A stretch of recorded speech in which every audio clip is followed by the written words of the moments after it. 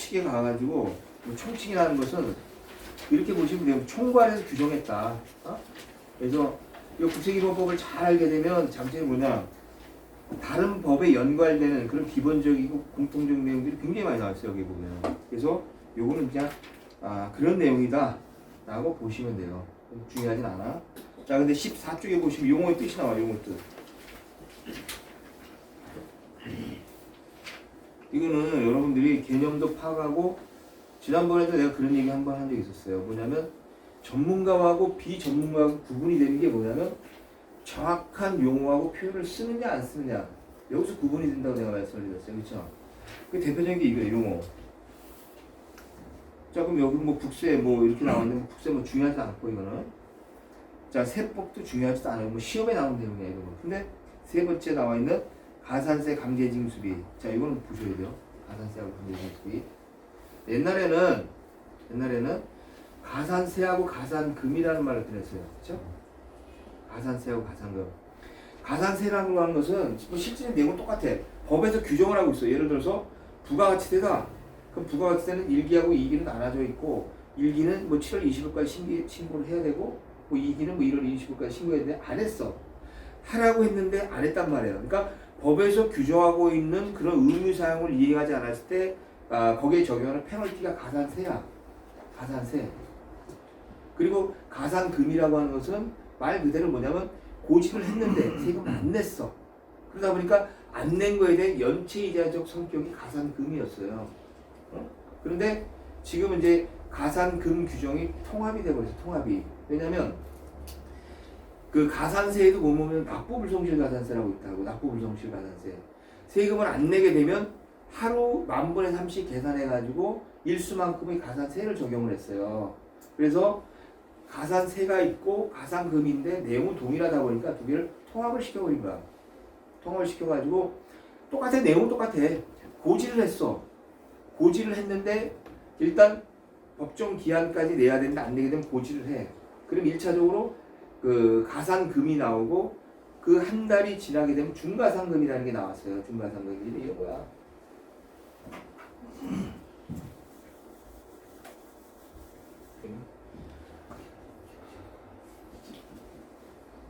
4월 30일까지 세금을 내라고 했는데 만약 안 내게 되면 5월 31일, 6월 31일 해가지고 이렇게 고지서 보면 날짜가 나오잖아. 얼마 내라고. 여태까지 안 내면 3% 가산금이 붙고 매월 1.2%의 중가산금이 5년 동안 60개월 동안 계속 붙었다고 과거에는. 근데 이 규정이 삭제가 돼버려요. 삭제가 돼버리고 이렇게 되면 뭐냐? 한 달 단위야. 한 달 단위. 5월 1일 날 내도 1.2%가 붙고 5월 31일 날 내도 1.2%가 붙는데 지금 그렇게는 안 하고 납부기한이 경과되면 일단 3%는 붙고 그리고 2.5%씩 10,000분의 2.5 일수 이 곱한 금액이 가산세로 통합이 돼서 통합이. 근데 이게 지금 문제가 많아. 지금 이게 문제가 많아가지고 개정이 될지도 몰라요. 개정이. 왜? 우리가 통상적으로 고지를 만약 하게 되면 가산금 같은 경우는 5년을 시한을 두고 있잖아요. 네? 5년을. 근데 이거 무신고일 때는 어떻게 되는 거야?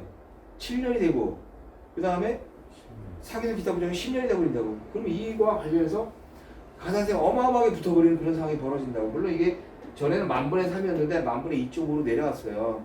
그렇다고 일수를 곱하면 그 금액이 커진다고. 그래서 이게 지금 개정은 됐지만 이게 아마 새롭게 어떤 논란의 소지가 될 수 있는 소지가 있어요. 그래서 아무튼 이런 식으로 바뀌었다. 그래서 과거에는 가산금, 지금 이제 우리가 체납 내역 보면 가산금이 나올 거야. 이거 개정 이전이기 때문에 가산금이 나와요. 근데 개정된 이후부터는 가산금이란 말이 안 나와. 전부 납부지연이나 납부불성시 같은 납부와 관련돼서 그 가산세로 나올 거라고. 그렇게 바뀌었다 이렇게 보면 되고. 그 다음 이제 강제징수비라는 말이 나오는데 옛날에는 체납처분이라는 말을 썼어. 체납처분. 근데 이제 이런 한자 자체가 일본식 한자라 그래가지고 이번에 전부 변경을 하게 됐다고. 변경. 그래서 과거에는 체납처분이라는 말을 썼는데 지금은 강제징수라는 말로 바뀌었어. 강제징수. 그래서 이게 아마 용어는 바뀌었다 하더라도 당분간은 입에 붙어가지고 체납처분, 강제징수만 헷갈릴 수가 있어요. 이 두 가지가 다 바뀌었다는 거. 이걸 알아야 된다는 얘기야. 그리고 또 하나.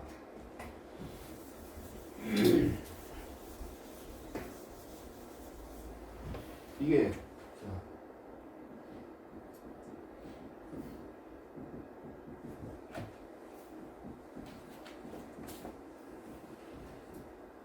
자, 체납을 이렇게 해가지고 강제집행을 하다 보면 자, 이렇게 나올 수가 있어요. 체납처분이라는 것은 알죠? 이제 세금을 안 냈어. 그 자산관리공사에다가 공매를 의뢰하게 되면 거기다 공법이 나오고 뭐 자산관리 수술해서 비용이 나와. 세금이 나오거나 안 나오고. 자 이렇게 있어. 이 사람이 체납 내역을 보니까. 자 그래서 이 사람이 세금을 낼라 그래. 이게 합해서 1억이라고 가정하면 내가 한 3천이 있다고 가정해 봅시다. 그러면 이 3천만 원은 어떤 것부터 까나 이거 어떤 것부터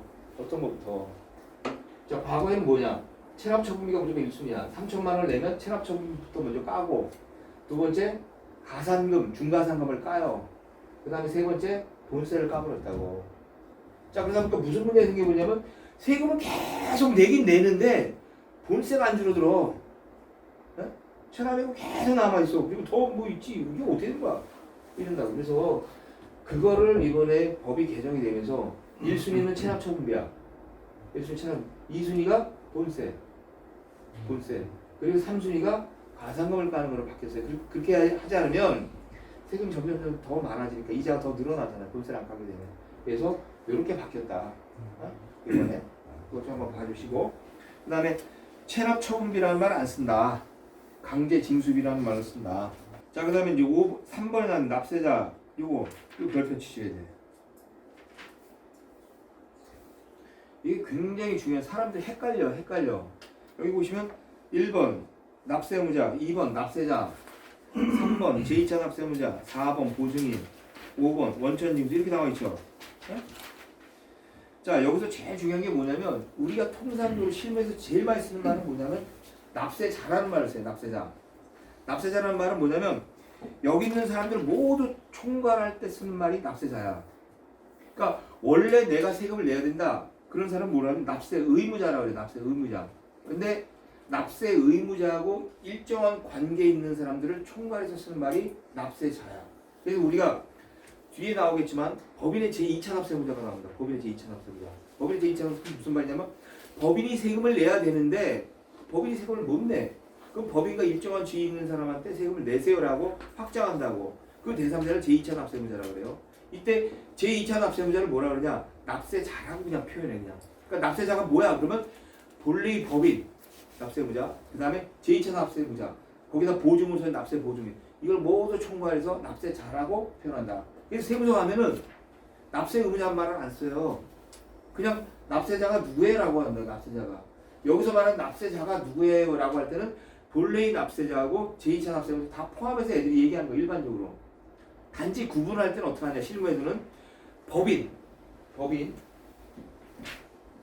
법인을 우리는 교과서에는 주된 납세의무자라고 나오는데 실무에서 뭐라냐면 원납세의무자라고 해요. 원납세자. 원납세자. 그냥 법인을 원납세자라고 하고 제2차 납세의무자 이렇게 나누는데 교과서에는 주된 납세의무자라고 나오는데 그렇지 않고 원납세자라고 표현한다. 그래서 납세자의 범위에 이 사람들이 다 들어간다. 그리고 이제 하나가 이제 더 이제 바뀐 게 뭐냐면 옛날에는 뒤에 이제 징수법에서 얘기를 하겠습니다. 고지서 원래 납세의무자한테 세금을 내라고 보낼 때는 고지서란 말을 쓰고 제2차 납세의무자한테 보낼 때 납부통지서란 말을 썼다고. 그거를 납부통지서로 전부 통합을 해버렸어. 뭐 중요한 건 아니고. 그래서 아무튼 그렇다라고 보시면 돼요. 그렇다고 보시면 돼요. 자, 그 다음에 저 4번에 보시면 과세기간이 나와. 과세기간 16쪽에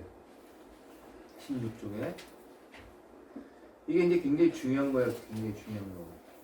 왜냐면 우리가 이제 뒷부분에 나가면 이제 제척기간이라든지 소멸시효라든지 아니면은 기수시기라든지 이런 걸 다 따져야 돼요.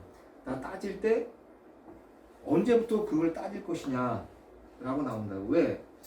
부가가치세는 1년에 법인 같은 경우는 4번이에요. 4번 과세기간이 4번. 법인세에 대해서는 한 번이지만 부가가치세에서는 4번을 내도록 돼 있다고. 그럼 왜 4번 하냐? 국가가 빨리빨리 세금 걷어들이려고. 그 다음에 양도소득세도 한 번이지만 예정신고기한이 또 하나가 있고, 그 다음에 소득세 같은 경우 소득세는 1월 1일부터 10월 30일까지 픽스가 돼 있어요. 근데 법인은 사업 연도를 자기들이 정하기 나름이야. 우리 같은 경우는 6월 말 법인이 될 거 6월 말. 7월 1일부터 6월 30일. 또 상속세나 증여세. 상속세는 6개월이야. 상속세 신고 기한이.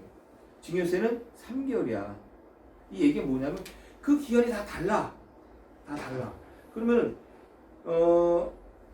상속세 신고를 안 했어. 상속세 신고를 안 하게 되면 언제부터 조사를 해가지고 언제까지 할 거냐. 뒤에 나온다고요. 그러면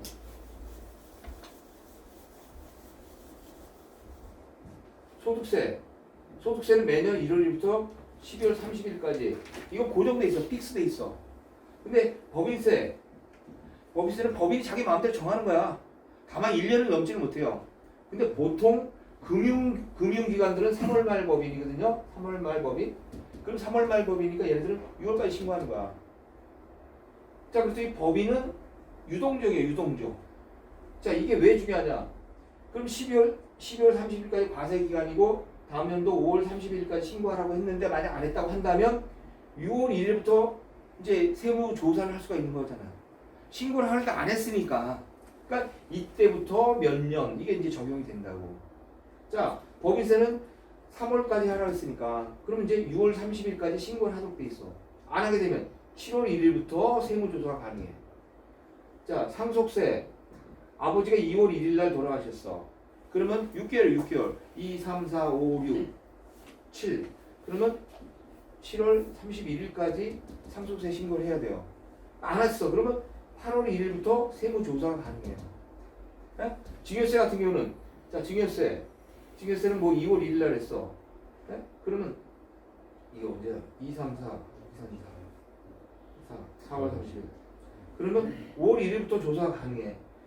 이 얘기가 뭐냐면 어떤 경우든지 과세 기간이라는 건 다 정해져. 세목별로. 그럼 그때로부터 신고를 하라고 했는데 모든 세무가 다 신고하라고 돼 있어요. 안 하게 되면 세무조사를 할 수가 있어요. 세무조사. 세무조사는 일반적인 세무조사가 있고 범칙조사가 있어. 범칙조사. 이거는 특별한 경우고 일반적인 경우는 요거를 기준으로 해서 모든 걸 판단한다는 얘기예요. 그래서 몇 가지 과세기한을 꼭 알아둬야 돼요. 대표적인 게 아까도 나왔지. 법인세, 부가세, 소득세, 상속세, 증여세. 요거는 과세기한이 이렇게 된다. 과세기한. 예? 이건 반드시 여러분들이 알아둬야 돼요. 그래야지 나중에 우리가 이제 체납내역서 쭉 뽑아보면 고진내역이랑 보면 과세기한인 게 꼭 나와. 과세기한.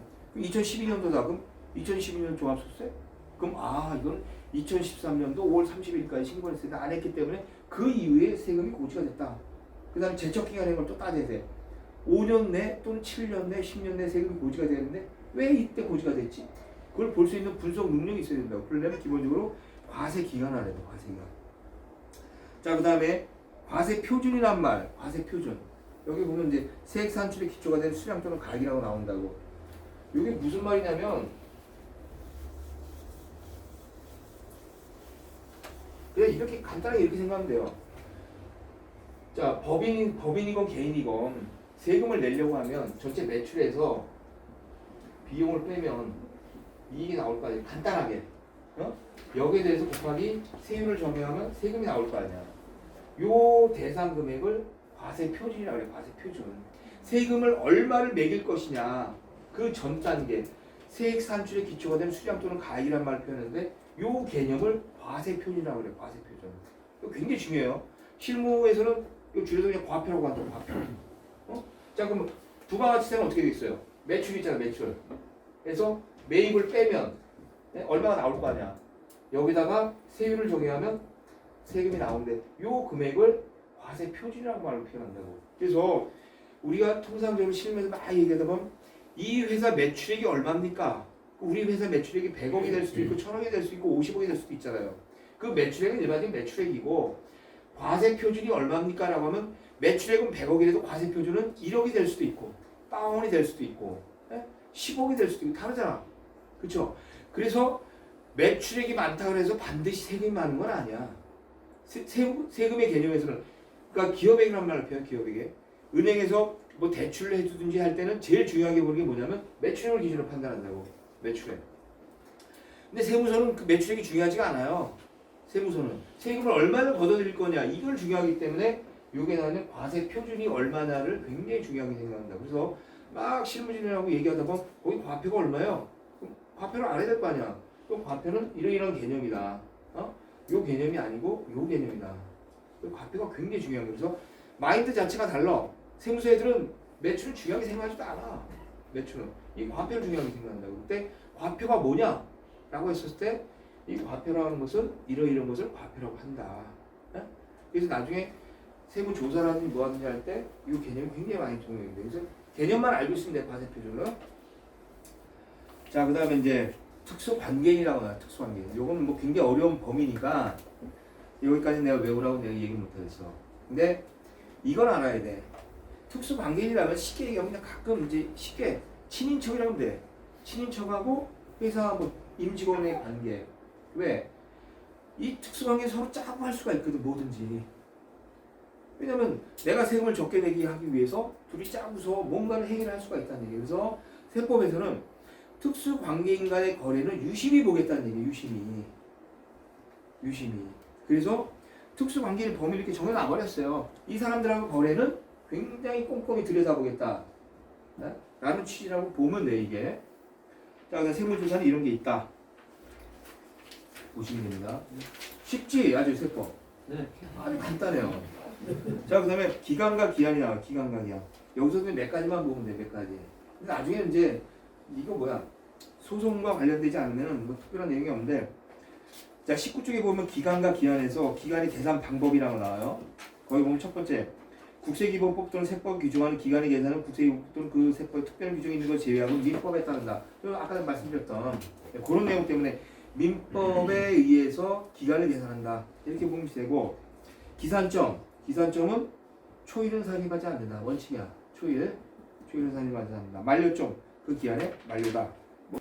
그래서 여기서는 뭐 그냥 읽어보시면 되고 21쪽에 보면 기한의 특례 나오는데, 근데 여기서는 한 가지만 보시면 될 게 뭐냐면 신고 등의 기한이 공일인 경우 우리는 서류를 신고를 해야 돼. 우리 같은 경우 대부분 뭐냐, 우리는 기장을 안 하니까 중요하지 않은데 우리는 근데 우리는 기장을 안 하지만 소송을 많이 해요. 불복은 많이 해요. 자, 근데 불복을 많이 하는데 그 기한이 나오잖아. 그럼 공휴일 또는 토요일 근로된 다음 날로 한다 이렇게 나와있죠. 응? 이건 일반적인 경우고 우리는 그렇지 않아요. 그 밑에 보시면 뭐라 그래요?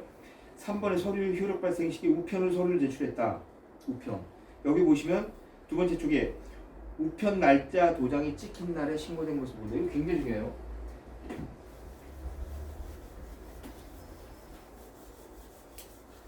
이게 날짜 계산을 잘못해버리면 나중에 큰일 나는 일이 많이 벌어져. 날짜 계산. 이게 이제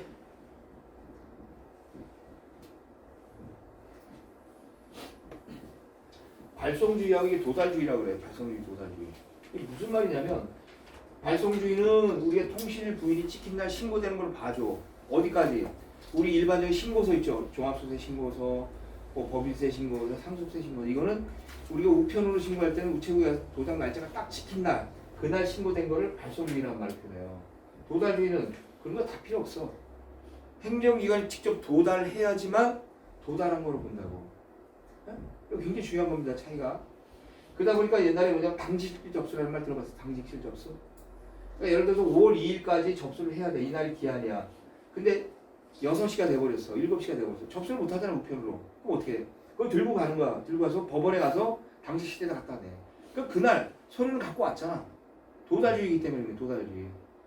그래서 법원과 관련된 서류는 무조건 도달주의, 무조건 도달주의야. 발송주의와 관련된 건 통신의 부인이 찍히기만 하면 돼요. 그래서 우리가 일반적으로 말하는 신고서 제출, 그 다음에 불복 청구.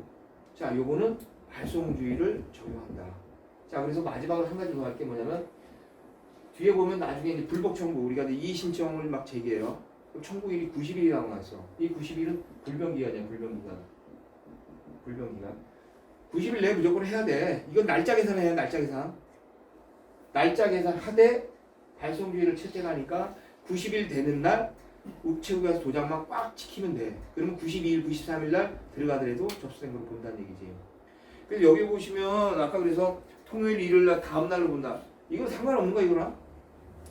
이건 상관없는 거야. 그럼 도달된 걸 얘기하고 그래서 뭐 기한이 뭐 연장이 됐으니까 뭐 90일이 된 날이 뭐 요 날이야. 그럼 어떻게 하냐? 필요 없다는 얘기야. 무조건 불복은 90일 내 무조건 해야 돼. 도장 지켜야 돼. 연장이 안 돼, 연장이. 근데 다만 이제 신고서 접수하고 부가세 신고서 이런 거는 연장을 해준다는 얘기야. 차이가. 그래서 우리는 원칙적으로 다 우편으로 송달을 하기 때문에 접수를 하기 때문에 발송주의를 채택하는데 법원에 가야 될 서류는 발송주의가 아니다. 도달주의야, 도달주의. 90일이라고 하면 90일 내 무조건 들어가야 돼, 법원에. 여기서 스탬프 도장 꽉 찍었으니까 93일 날 들어갔다 각하야 다. 에? 그러니까 요거는 반드시 구분해야 돼요. 그 정도만 보시면 돼요. 자, 그 다음에 기한 연장 사항이 나오는데 22쪽에 기한 연장.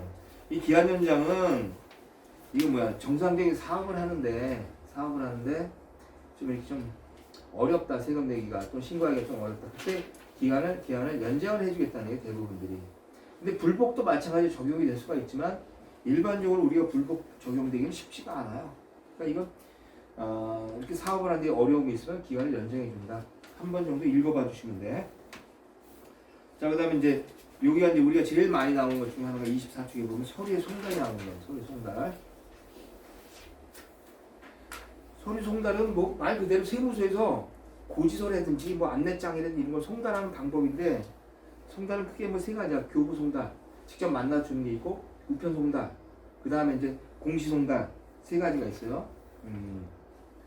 뭐 근데 뭐 이걸 한번 읽어보면 돼. 이제 어려운 게 없어. 근데 이제 문제가 되는 게 뭐냐면 27쪽에 보시면 예외적인 공시 송달 이렇게 나온다고. 자, 거기 보시면 공시 송달이란 교부나 우편의 방법으로 송달이 불가능한 경우에 서류의 주요 내용을 공고함으로써 송달에 가름하는 절차를 말한다. 그리고 그 내용에 보시면 자, 공시 송달 사유가 나와요. 사유가 나와가지고 자, 이러이러한 경우 부계 있고 송달이 곤란한 경우 뭐 이렇게 쭉 나와. 자, 그런데 3번에 보시면 서류를 등기 우편을 송달하였으나 수취인이 부재 중인 것으로 확인되어 반송됨으로써 납부기한까지 송달이 곤란하다고 인정되는 경우. 자, 그 다음에 세무공무원이 2배 이상 납세자를 방문 해 서류를 교발을 하였으나 수취인이 부재 중인 것으로 확인되어 납부기한 송달이 곤란하다 인정되는 경우. 이렇게 나와요. 이거 체크해 주세요. 무슨 얘기냐면 그냥 서류 송달했는데 반송이 됐어. 그 두 번 찾아갔는데 없어. 그럼 이게 이제 공시송달 사유에 이거 사유에 나와 있어. 자, 그런데 이렇게 됐다 그래가지고 끝나는 게 아니라 자기들이 직접 몇 월 며칠 날 방문했고 없는 걸 확인했고 이런 서류를 다 비치하고 있어야 된다는 얘기야. 근데 대부분 세무서는 어떻게 하냐면 서류 보내고 반송돼 두 번 반송돼 그럼 공시송달 해버린다고. 이걸 누구 거였죠 이번에? 그렇죠. 우리 이번에 백 실장 거 얘네들 공시송달을 했어. 공시송달을 우리 이제 공시송달이 무효다라고 주장했는데 고충에서 졌어. 졌는데 그거는 뭐 질 수밖에 없는 거고 졌는데 여기서 굉장히 재밌는 게 뭐냐면 자, 여기서 이렇게 나와 있지만 판례본 뭐라고 나와 있냐면 서류를 직접 체납자에게 납세자에게 전달하려는 노력이 있었는지 여부를 확인해야 된다는 얘기야. 그 대표적인 게 뭐냐? 전화 같은 걸 하고 두 번 방문을 떠나가지고 그 사람한테 전화를 직접 확인하고 그 다음에 사정이 어떤지까지 다 확인하라고 돼 있어. 판례는 여기는 이렇게만 나와 있는데 자, 그런데 이번 재밌었던 게 뭐냐면 그 사람이 주소 세무서에서 확인해가지고 전화 통화를 시도했지만 연락이 안 돼서 어쩔 수 없이 공시송달을 했다라고 걔네들이 주장을 해. 근데 거기 보니까 두 번이나 전화 연락을 했다고 했는데 그 전화번호가 옛날 전화번호. 이 사람이 지금은 강남에 살고 있는데 옛날에 마포 쪽에 살 때 전화번호 8519이고 핸드폰은 016이야. 그러면은 그 번호 가지고 바뀐 전화번호를 가지고서 전화를 하면 연락이 되냐고. 했는지 안 했는지 모르잖아요. 기록도 안 나오잖아요. 자기들 말은. 근데 더 재밌는 거 그 밑에 보니까 그 뭐 있었지 그게? 그 홈택스 가입하면서 거기서 자기가 기록해놨던 자기 번호라 기록했던 번호가 지금의 그 번호야. 그러니까 무슨 얘기냐면 전화번호가 바뀐 걸 충분히 애들이 인지할 수 있음에도 불구하고 확인조차 안 했다는 얘기야. 그렇다는 것은 서류를 송달하려는 노력이 부족했다고 볼 수밖에 없지 않냐 이거지. 그래서 고충에서는 뭐 안 된다고 했으니까 이거는 일시적으로 다시 들어가서 당연무효로 가야 된다는 얘기. 그럼 받아들일 수밖에 없는 그런 내용이라는 얘기예요. 그래서 우리가 왜 고충을 들어간 다음에 그 다음에 불복을 들어가냐면 고충을 들어가 보면 상대방이 주장하는 내용이 뭔지를 우리가 알 수가 있잖아. 최소한. 그럼 그거를 토대로 해서 우리가 반박할 수 있는 그런 자료를 만들고 주장 사실을 만들 수가 있으니까 그런 측면에서 이걸 진행하는데 어찌 됐든지 이 공시송달은 그냥 이렇게 반송이 2번 됐다고 해가지고 무조건 공시송달 사유가 되는 것이 아니라 반송이 되고 동시에 내가 그것을 전달하는 의지 또는 행위가 있어야 된다. 대표적인 건 전화로 뭐 몇 번 하고 그걸 다 기록해 놓고 이런 과정이 있지 않고서는 공시송달 효력이 없다. 그래서 간혹 가다가 우리가 이제 서류 송달했는데 못 받았다라고 막 얘기한다고. 그래서 공시송달이 불법이고 위법하다라고 얘기할 때 이 규정을 적용한다 이것이. 그래서 이거는 꼭 체크해야 됩니다. 이거. 공시송달. 16쪽에 나와 있는 국세 부과의 원칙과 세법 적용 원칙. 여기가 이제 제일 중요한 거. 우리가 맨날 이제 밥 먹고 살아야 되고 우리가 줄줄줄줄 외워야 되는 그런 내용인데 요건 일단 다음 시간에 하는 걸로 하고 일단 오늘 시간을 이제 정리를 할게요. 오늘 시간. 처음이라 아마 좀 아침에 나와서 어색하기도 하고 졸리기도 하고 그럴 겁니다. 그래서 이거 한두 번 하고 끝날 게 아니니까 이 세법 이거 다 끝날 때까지 계속 가고 다른 법을 또 스터디하고 할 거니까 마라톤이라고 생각하시고 천천히 듣고 시간 나시면 계속 복습하고 더 중요한 건 내가 알고 있어야지. 우리 옛날에 저 어디야 옆에 그 사무실에 내가 설명하지 못하면 알지를 못하는 거야. 내가 상대방이 충분히 설명할 수 있을 정도로 내 머릿속에 집어넣고 자연스럽게 나올 정도로 좀 그 정도 이 정도까지 좀 숙지를 해달라. 다음 주 월요일날 8시에 공유를 하겠습니다. 오늘은 여기까지 하겠습니다. 수고했습니다.